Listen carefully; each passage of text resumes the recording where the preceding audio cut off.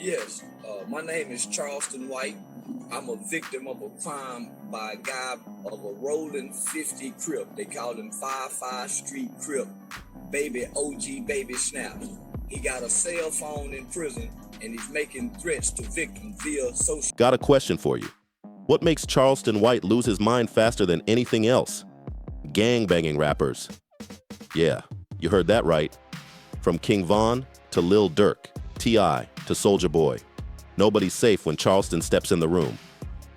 This man's thrown shots at everyone, and somehow, he's still walking free like nothing happened. No matter how wild his mouth gets, Charleston keeps pushing the line and laughing about it. So let's break down the dirtiest, most savage moments of his career. Here are 10 times Charleston White straight-up humiliated rappers. Starting with Charleston White versus Bandman Kevo, 12 racks just for some action? That's wild. So when Bandman Kevo dropped that Say Cheese interview, the whole internet lost its mind. But he wasn't capping. He really admitted to paying $12,000 for it and said he does it regularly. He even claimed his budget deals still cost around 6 bands each. Like, what kind of financial plan is that? The math's insane. How often is he doing this? Weekly? Monthly? That's millionaire level spending. You could fund a whole neighborhood with that money. Now look, it's his bag, his business. But still, that's hard to wrap your head around. On his head, King Von dead. Stomp on his head, King Von dead. Did your God let us witness the death of King Von? Bow, bow, bow, bow. And that died.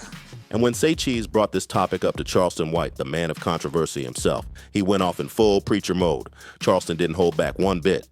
But Charleston wasn't finished yet. He had to sprinkle some extra spice on his take. In classic Charleston White fashion, he went straight for Bandman Kevo's body. Yeah, he clowned the man's curious physique, like it was open season. How do you even bounce back from that kind of public roast? The internet was eating it up too. Most people were right there with Charleston. Everyone already knew Kevo had work done, and he wasn't shy about it either.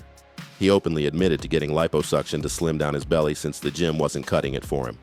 But let's be real, his body ended up looking a little off, and that's all Charleston needed to turn it into a full-blown comedy show. You don't want no problem, what you keep on kicking up dust for? Now, after getting roasted like that, the smart move would have been to stay quiet and move on. But nope, Bandman Kevo just couldn't help himself. He went right back on Say Cheese, trying to defend why he was out here paying college tuition prices for coochie. And to make things worse, he decided to clap back at Charleston White too. Big mistake. There's no winning a word battle with that man. Charleston's tongue is a weapon all on its own. Still, Kevo managed to shake things up a bit when he fired back, throwing shade at Charleston's crazy eyes. That one actually hit. But come on, did anyone really think Charleston was going to let that slide? Not a chance. After that, he tore into Kevo again, renaming him, mispronouncing his name on purpose, and coming up with wild new theories about Kevo's strange-looking body. It turned into a straight-up roast battle for the ages. This new wave of disrespect must have really got under Bandman Kevo's skin. Yeah, we're calling him that now. Because out of nowhere, he felt the need to prove to Charleston that his BBL body was actually grass-fed muscle. One night, Charleston says he woke up to a video message from Kevy. Dude was in the gym, flexing hard and showing off his so-called natural gains. Charleston wasn't impressed, though. According to him, the man didn't have a single real muscle on his body. Feeling like Kevy was trying to challenge him, Charleston decided to clap back by sending his own kind of flex. Let's just say it was his strongest muscle, and it definitely wasn't from the gym. I don't love pleasure that much to get nobody $12,000, and all I get is a nut. That's a sucker to me. I don't care how much money you got, you a sucker. If you giving away that money for some women don't respect tricks in no shape, form, or fashion. I don't give a damn how much money you give them. She would never have no respect for you ever. Kevy lost sleep after that one, no doubt. He instantly fired back, calling Charleston gay for sending the clip. But Charleston claimed there was a whole logical reason behind his move. And honestly, it kind of made sense. Somehow, some way, Charleston actually made sense in that wild situation. And honestly, I gotta agree, he came out on top in that beef with Kevy. But hey, look on the bright side. At least Bandman Kevy didn't have to drop 12 grand for a digital experience with Charleston this time. There's a first for everything, right? But things took a dark turn after that, because Charleston's next feud wasn't all jokes and laughs. It got real. His issues with Lil Durk, the O-Block crew, and a certain rapper named 600 Breezy were no laughing matter. This was Charleston stepping into dangerous territory. In this clip right here, you can see one of the craziest moments of his career. Charleston standing alone, surrounded by O-Block members, face to face with 600 Breezy. No security, no backup, just him and that mouth of his. This was the moment where everyone thought Charleston would finally have to answer for all that talking. So what did he do when things got that real? Thing is, this whole mess didn't even start with 600 Breezy. They didn't know each other at all before that day. It was really just fallout from Charleston's ongoing beef with King Von. And after Von's death, Charleston did something that had the whole internet losing its mind. He basically threw a celebration over the man's passing, like it was some kind of twisted home run moment. If he really could lift weights like he looked, because he looked like he lift weights, but he don't. He just a blowed up, like the king. In media circles, Charleston's rant on Von was so wild that people who'd never heard of him thought he'd completely lost it. And honestly, who could blame them? If you didn't know Charleston's long history of fighting against the gang lifestyle, it would have looked like pure disrespect toward a dead man. But here's the thing. 600 Breezy and the rest of the O-Block crew did know Charleston meant every single word, and they hated him for it. Word on the street was that 600 Breezy and the O-Block homies were just biding their time, waiting for the perfect moment to catch Charleston slipping. And as fate, or maybe the spirit of Von, would have it, that moment came at a movie premiere where both Charleston and 600 Breezy showed up. Breezy rolled deep with his crew, but Charleston? He came solo, no backup, no warning, nothing. He had no clue he'd end up in the same room as one of Von's closest people that night, and he definitely wasn't looking for trouble. But 600 Breezy? Oh, he was ready for smoke, even if he tried to play it cool. The tension was thick, and things could have gotten ugly fast. But there was one big problem standing in the way. Turns out, it wasn't respect or hesitation that stopped 600 Breezy. It was the fear of the police. Word is, that's the only reason he didn't move on Charleston right there. And knowing that, Charleston didn't flinch for even a second in front of his enemies. In fact, he stood firm on what he'd been saying all along, that 600 Breezy and his crew were responsible for killing black men, and that he, Charleston White, was against anything that destroyed his own people. Of course, Charleston can get those girls that Charleston get, they free. You don't need $1 to hit them type of females. So I understand that what Charleston comes off, once he gets on this level, once he cross sides, then he'll kind of understand. Right now, he can't see this side. He barely can see anyone. Nothing popped off that night. No punches, no chaos. Charleston walked away untouched, ego fully intact. But for Breezy, that was a major L. Imagine watching the dude who dissed your dead friend just walk away smiling, and if that wasn't bad enough, Charleston doubled down right after. He jumped on an interview with none other than DJ Academics, the king of controversy, and went off again, dissing King Von, Chicago, and the whole O-Block movement. That's when Breezy snapped and warned Charleston, "If I ever catch you outside, it's over." Here's where things get kind of confusing, because later on, in an interview with DJ Vlad, 600, Breezy admitted he stopped going after Charleston White altogether. Why? Because he realized Charleston could easily get him caught up with the law. Basically, Charleston had the upper hand without even lifting a finger.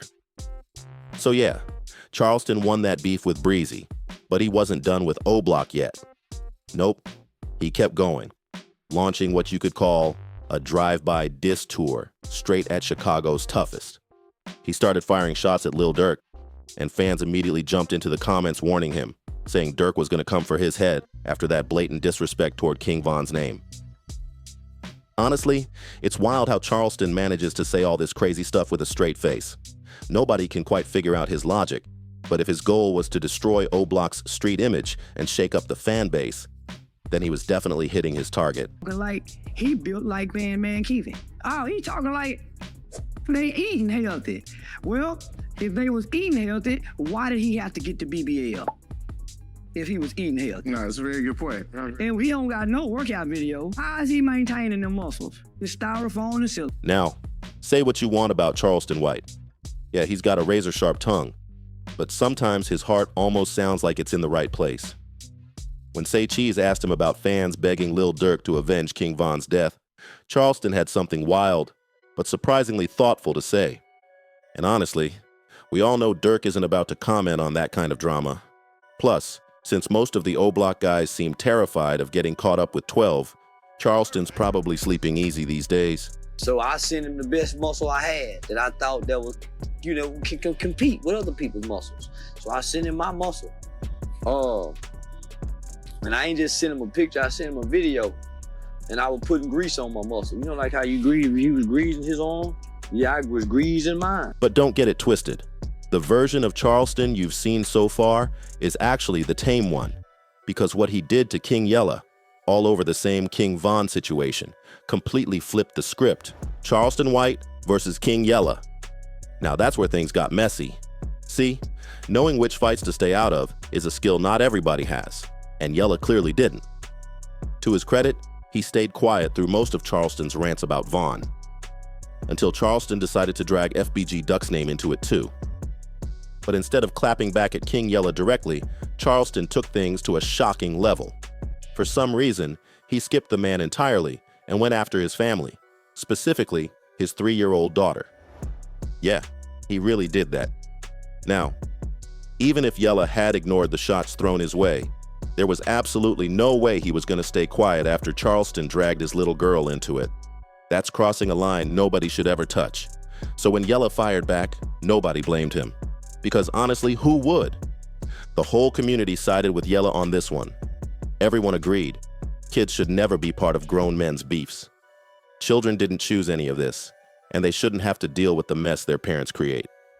Yella's daughter was innocent, and people made it clear she should have been left out of it completely. Watched a demon get erased. Walked to his demise with so much power and force. But Charleston, being Charleston, doubled down instead of apologizing. He claimed he had a reason for going after the kid, saying people only got mad when he mentioned gangsters' children. But nobody showed the same outrage when those same gangsters were out there killing other people's kids. It was a twisted kind of logic, but in his mind, it made perfect sense. But nothing Charleston said could calm King Yella down. The man was furious and started threatening violence against the Texas troublemaker himself. So how did Charleston respond? Did he finally apologize? Did he double down and go after Yella's daughter again? Or maybe clap back at Yella directly? If you guessed any of that, you're way off. Charleston did the unthinkable. He snitched. Yeah, he straight up reported Yella's threats to his probation officer. Nobody saw that coming. And the crazy part? We in Mississippi at the movie premiere. Now, he come in and they get that, you know, that's Charleston White, ooh, 600 Breezy. What's up, black man? Yella was only 1 foot out of prison at the time, so even one wrong move could have landed him right back behind bars. Charleston knew exactly what he was doing. And guess what? It wasn't even his first time calling the cops on a rapper. He'd already done it before to OG Percy's son, PMG God, and that phone call led to PMG getting 20 years locked up. Charleston even justified snitching on Yella, saying the rapper was carrying a gun he don't even know he's carrying. Wild logic. But that's Charleston for you, always flipping the script. But Charleston wasn't done stirring the pot. He went online and started flashing his guns, showing off his collection just to let King Yella know he was fully strapped, in case Yella had any wild ideas about going out kamikaze style. When Yella finally realized what Charleston had pulled, he fired back with another response video. But this time, the tone was different. So I walk in the crib. I get that, hey, I'm on some cool shit. I never yelled at this. None of that. I never did. None of that. I know he gonna put the police on me, telling me to my face. By then, Yella had come to his senses. He knew going after Charleston wasn't worth it. He had way too much to lose, and Charleston had already made it clear that if anyone tried something illegal, he'd call the law without hesitation. So in the end, Charleston dodged another physical confrontation with Yella. But let's be real, he hasn't always been that lucky. Because when it came to Soulja Boy, things got ugly. Charleston White versus Soulja Boy. It all went down right after Young Dolph's tragic passing in November 2021. Soulja Boy went live on Instagram and didn't say a single word, just silence. That scribbly stuff on his face. I said, that's a dope fiend, baby. His mama was a crack addict, baby. That's why he was in an institution. He looked like he was in an institution. Yeah. King Yella, baby. He old Yella with a bunch of scribbly scrabbly on his face, and he got an ugly daughter. Yeah, he got an ugly yellow daughter. Now, if you didn't know the messy history between him and the late Memphis legend, you'd probably think Soulja was just paying his respects. But oh, it was deeper than that. But nope, Soulja Boy wasn't paying respects at all. In his own twisted way, he was mocking young Dolph's death, since the two had been beefing long before Dolph passed. And what made it even crazier was that people online actually started believing Soulja had something to do with it, claiming he was out here taking out his ops. So when Say Cheese asked Charleston White if he thought Soulja was really out here putting in work, Charleston didn't hold back with his answer. And that's when things exploded. When you play with my children, my daughter, on GLD, you do all that shit you talk about like it's for the youth. What you talking about a 3-year-old child, though? You goofy mark clown. You and your ugly dog rat looking wife. No one's gonna fault Yella for his. Of course, Soulja Boy saw the interview, and he wasted no time hopping on live again. This time, he went off, saying loud and clear that he didn't give anyone, not Charleston, not Say Cheese, nobody, permission to speak on his name. You could tell he was heated. Charleston's words hit him right where it hurt most. And to make things even wilder, Charleston had called him out directly in that same interview, saying Soulja Boy was no gangster. Who was a kid? They so listen, homie. There was a 1-month-old baby shot in the head in Chicago. How can we be so offended by motherfuckers saying that ugly little bitch, but we watch kids die by the hands of these gangbangers? You real? Get a lot of threats from the gang members. There's one in particular by the name of King Yella. That I was told he's on probation out of Las Vegas, but he's a well-known, influential, powerful Chicago gang leader. And he's making threats online about when I come to... Less than a month later, the crank that rapper pulled up in a Sprinter van with 10 of his goons, tracking Charleston down at a mall, ready to confront him face to face. Now, according to Soulja Boy, he just wanted to talk. But according to Charleston White, he was confused. Like, why would Soulja pull up with 10 dudes just to have a conversation?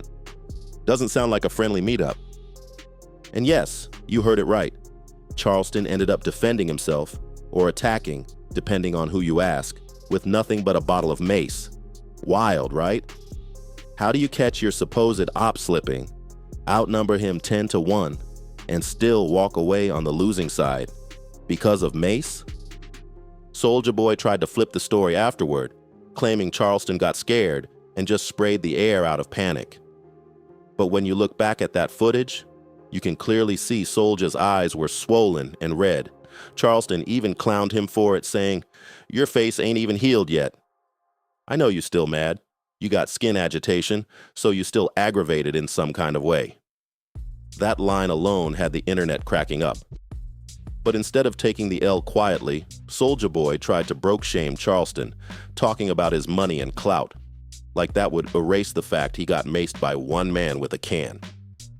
Soulja Boy started going off, yelling, "You still live in a trailer park. You ain't never touched $1 million. I've been making money since I was 16. Then he started flashing stacks of $100 bills at the camera, taunting Charleston to show 100K. But let's be real, Charleston wasn't about to match that flex anytime soon. Still, money or not, that mace spray moment had the whole internet talking. Personally, I think Soulja looked goofy out there, but that's just me. What do you think? Who really won that face-off? Soulja Boy with his flashy cash and tough talk, or Charleston White, who single-handedly stopped 10 dudes with nothing but a can of mace? Anyway, that wasn't the last time Charleston stirred up chaos, because next, he went head-to-head with a whole father-son duo. Yep, It's Charleston White versus T.I. and his son King Harris. And this one hit different because it's what really set things off. If you don't know, King Harris, T.I.'s son, went viral back in May 2022 after a heated argument at a Waffle House. Word is, things got messy when the cashier told him he couldn't curse inside the restaurant, and King completely lost it. He started threatening to pistol whip the staff like he was in some gangster movie. The internet tore him apart for it, calling him spoiled, and everyone was waiting for T.I. to speak up. When he finally did, his response was soft, almost disappointing. T.I. later spoke up about the whole Waffle House situation, saying he'd talked to his son and didn't understand why King felt the need to argue with a short-order cook, someone who was at another level of life. But honestly, that sounded like T.I. was blaming the worker instead of holding his son accountable. And on top of that, his tone gave off major superiority vibes, like his family was somehow above regular people. Of course, that rubbed folks the wrong way, and one of the loudest voices calling him out was none other than Charleston White. But here's the twist. Charleston didn't say a word about King at first. Not until King Harris and Tootie Raw, Boozie's son, both got arrested, and King's mugshot started going viral. That's when Charleston jumped in, roasting King's looks and mocking the whole situation. But King wasn't having it. He hopped on live and started throwing disses back at Charleston, full of anger and ego. The irony, though, King, the son of a hip-hop legend, was trying to call Charleston White soft and claiming he had a tough upbringing. Like, really? And that's exactly what Charleston White wanted. The second King's live ended, Charleston fired his own up and went straight to work. That's when I finally decided to jump in, threatening Charleston, demanding he back off his son, and warning him that he had people ready to do time for his family. But Charleston, he didn't flinch for a second. Instead, he took part of T.Y.'s words and flipped them, turning the heat right back on him. Charleston started calling T.I. a rat working with the FBI, dragging his name through the mud like only he can. Things were spiraling fast, and it was clear I had a lot more to lose in this war of words, while Charleston had nothing to hold back. Still, the two kept trading blows, interviews, disses, and threats flying left and right, until T.I. finally ran out of gas. Reports say he even got on a private call with Charleston, trying to squash the beef. But of course, Charleston made sure to get the last word before everything went quiet. And that wraps up this wild ride through Charleston White's most explosive beefs. If you made it this far, make sure to hit that like button, subscribe, and turn on notifications, because we've got even crazier stories coming your way next.